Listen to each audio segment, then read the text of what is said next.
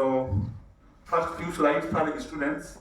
We just introduce what is nano, what is nanoscience and nanomaterials, and then I will come to the work. So, the good thing, it is not for carbon quantum dots, but for quantum dots. Even the Nobel Committee think that these carbon quantum dots are the seeds for nanoscience. So if you use these carbon quantum dots, this is the future of nanoscience. So they gave the Nobel Prize for discovery and synthesis of these quantum dots to three scientists, Bawendi, Bruce, and 80 more in 2023.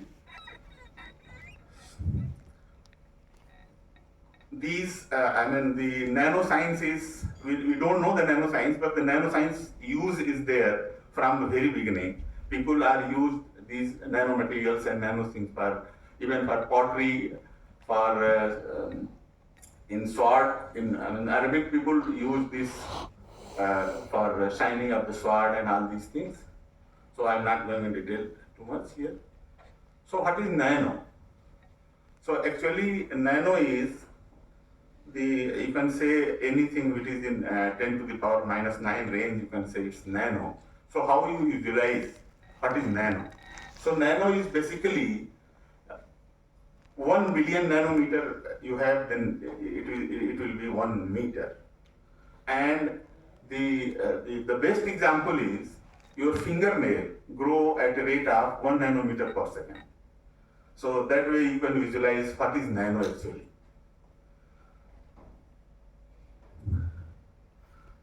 Then the things are, we are talking about nanomaterial, many talks are on already, people are describing it.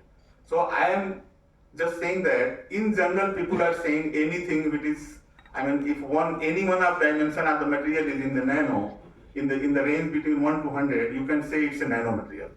But that is not true always. Actually, the thing is which property you are interested.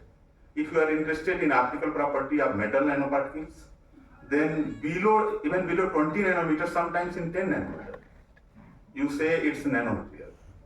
So the thing is, when the classical physics fails and the quantum phenomena is going to occur, then you can say it's a nanomaterial. So if you are interested in optical properties, then 20 nanometer. Even sometime in semiconductor, you got these quantum confinement effects in around 200 nanometer in some semiconductors.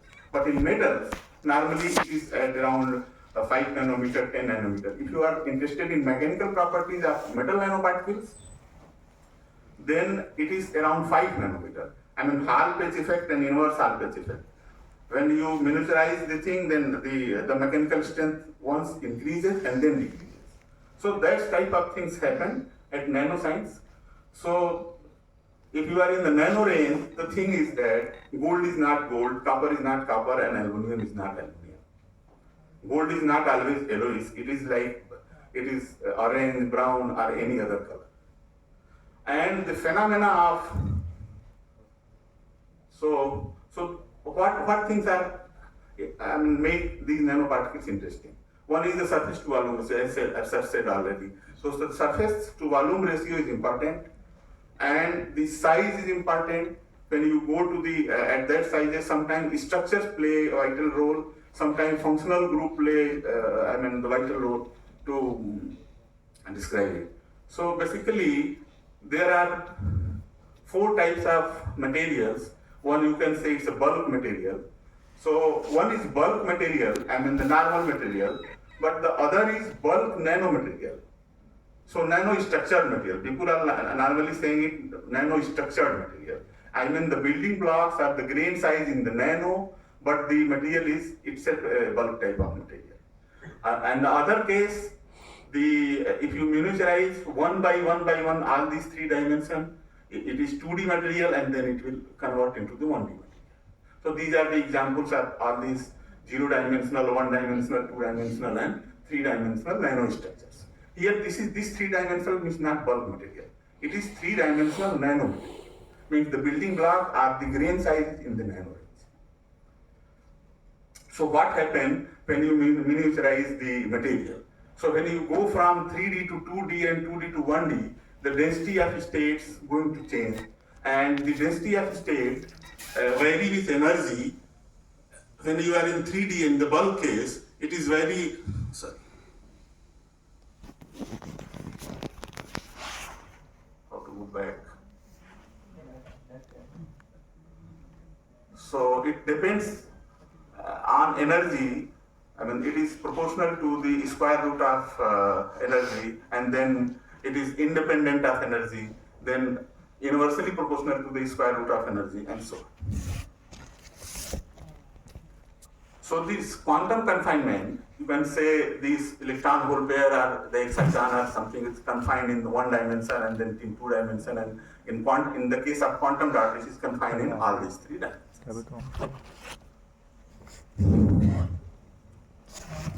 So in semiconducting nanoparticles, the band gap increases with miniaturization. When you go from a bigger particle to a lower particle, it is the band gap increases and it is proportional to inverse of length. But in the case of metal particle, the different phenomena occur, not the band gap, but the surface plasmon resonance is the responsible for the color and all these things of nanoparticle, metal nanoparticle. And in case of semiconducting nanoparticles, it is the band gap that is played.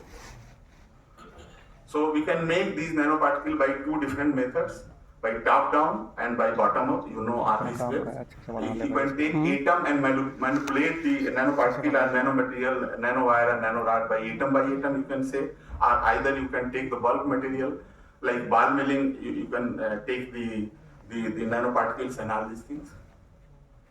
So because I'm working on carbon nanomaterials, so initially the graphite and diamond are known as the allotrop of this carbon, but nowadays there are many. So it started from the fullerene, then carbon nanotubes, and then graphene. If you have a single sheet of this hexagonal carbon network, you can say it's a graphene. If it is a roll-on, you can say it's a nanotube, and so on. Then the quantum dots. So what are quantum dots? This carbon dot, when it shows these confinement things, then you can say it's a carbon quantum dot. So it's of three types. You can say it's carbon quantum dot, or graphene quantum dot, or the polymer quantum dot. All are carbon quantum dots. If the inner structure is the graphene structure is there, then you say it's a graphene quantum dot. Otherwise, if it's amorphous or even sometime in between, sp2 and sp3 both configuration is there, then you can say it's a carbon quantum dot. Then the functional cell also play a role. And nowadays, many people are working on carbon quantum dots, and it's increasing and increasing. So it's estimate that up to 2016, it is $8.6 billion economy of these only carbon quantum dots. So it is, have interesting properties and interesting applications. So like other nanoparticle and nanomaterials, carbon quantum dot can also be synthesized by bottom-up and top-down approach. So people are using both methods to synthesize this carbon quantum dot. So even you can cut it and make this quantum dot, but the yield is high when you use these bottom-up approaches. And you have many parameters to play. Like you can dope some other material in the carbon quantum dot. You can functionalize. So if you change if you want to change the property, you can functionalize the carbon quantum dot, or you can dope the carbon quantum dot. So, and the hydrothermal method is the best one for the economic synthesis of carbon quantum dot. If you dope nitrogen, because I am interested in nitrogen doped carbon quantum dot, if you dope nitrogen in carbon network, so it is in many configuration inside the graphic network. So If it is replaced totally the carbon, then you can say it's a graphitic nitrogen. Otherwise, it is pyrrolic and pyridinic nitrogen. So, and many others are also there. So, if you functionalize this carbon quantum dot, you can tune the properties, and you the people who are working on the photoluminescence and all these things, they know that they can tune the color of the emitting color from the carbon quantum dot by functionalization. So we are working on this carbon dioxide, which is a big problem nowadays. It is increases day by day. So the main source of this carbon dioxide in the atmosphere and all these things are the industrial revolution. So if you cut this, the developing countries always been always been developing, so that's not a good thing. So somehow, if you can manage the thing, that was great. So people are working on this. So the CO2 emission increases year by year, day by day, and due to this increase, the ppm level in the atmosphere is also increases. So you see here, it is increases this way, and in 2023, it is 421 ppm in the atmosphere. So that was not good. So the one thing is, we can reduce the emission, but that is not good for industrial revolution and all these things. So if somehow we can use it, यदि जो आपकी समस्या है उसी को समाधान का साधन बना दीजिए तो कुछ और अच्छा होगा. So in that direction, people are thinking. So how to create value from this carbon dioxide? So there are many. The 5 key categories are already identified by people where carbon dioxide can be used. So it is used in fuel and chemical, building materials, food and beverages, and to enhance the yield of biological processes. So there are 2 types of use. One is direct use, so that is very limited. And if you convert this carbon dioxide to commodity chemicals, that was very good. And that is very promising for the future. So I'm not going in detail. So if you convert in chemicals, even if you use, if you want to work like an artificial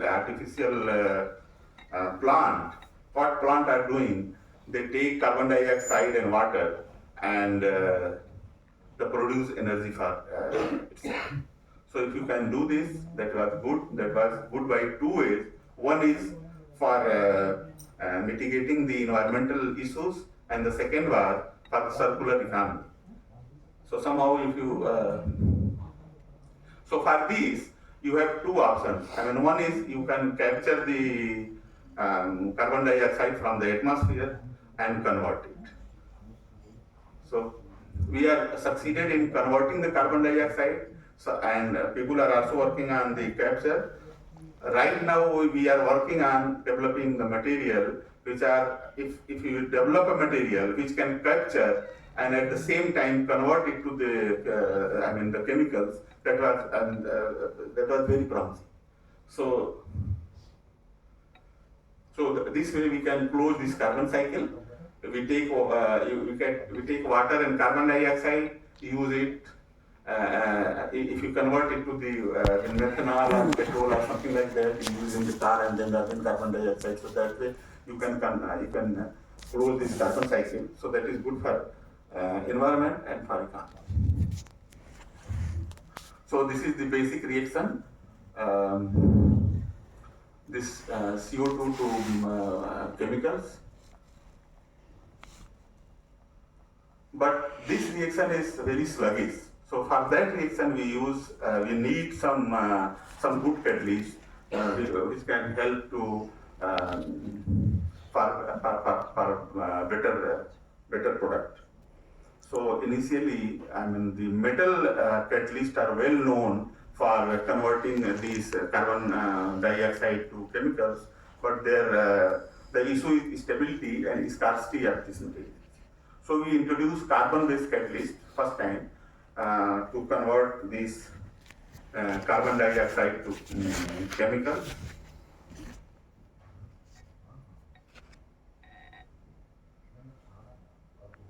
So initially we use these carbon quantum dot, and before that we use carbon carbon nanotubes and then graphene to convert it to the carbon dioxide reduction catalyst.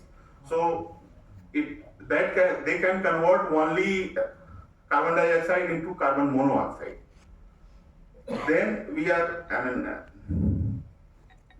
we propose that if we functionalize this carbon-based material, then that may be good. So in that way, we can functionalize we have synthesized these carbon quantum dot and functionalize with electron donating functional group and electron withdrawing functional group to see the effect of functionalization on the electrocatalytic activity of these carbon-based material. So for that we have synthesized. So we published this paper in Nature Communication, and that was highlighted in the international media, because if we can convert this carbon dioxide into methane, and that is very good for space mission. Mars are full for carbon dioxide. So if somehow you can convert this carbon dioxide into methane, methane is used as in spacecraft and all this as a fuel. So you can make a fuel station on Mars for your space mission. So that way that is very good. So initially we have synthesized this carbon quantum dot. So one is as synthesized carbon quantum dot and then functionalized with electron donating group and electron withdrawing group. So and we found that the electron donating group, if we functionalize the carbon quantum dot with electron donating group, that was more selective for CO2 to methane conversion. So that is that work. So to confirm this work, so we got up to the Faraday efficiency of this CS4 up to 70%. So 70% carbon dioxide is converted into the methane if you use the electron donate. Okay. So, if you use electron donating group, and if you use electron withdrawing group, that is good for hydrogen evolution reaction. So to further confirm this idea, we selectively dope amine group, that is also a very good electron donating group in the carbon quantum dot, and that we have done in situ. So at the time of synthesis, we have doped this nitrogen doped carbon quantum dot with amine, functionalized with amine group.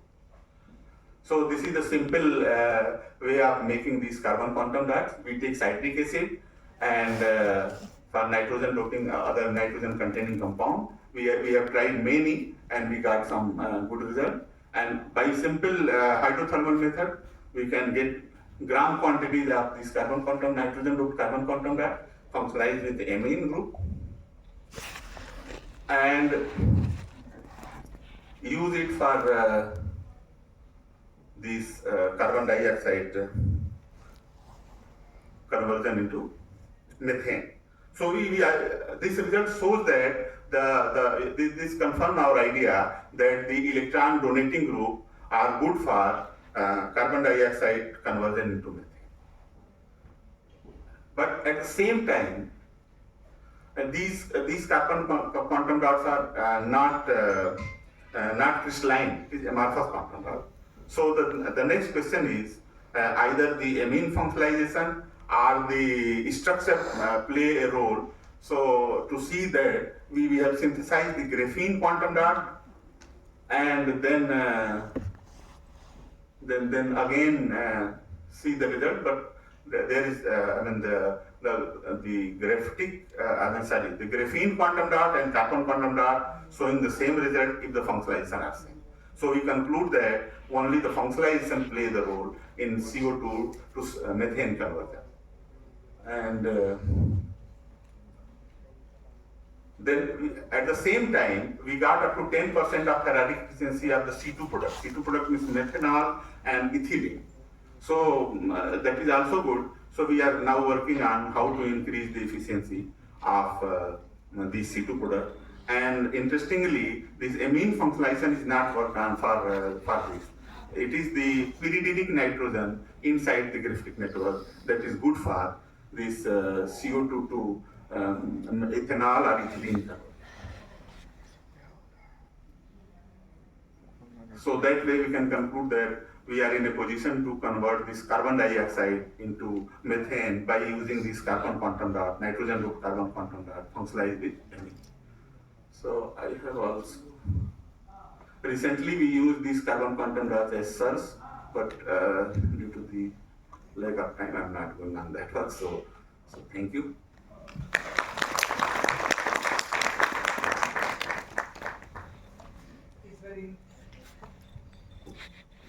Very interesting talk. Okay, the quantum dot synthesis. Let us now open the for discussion. Any other questions?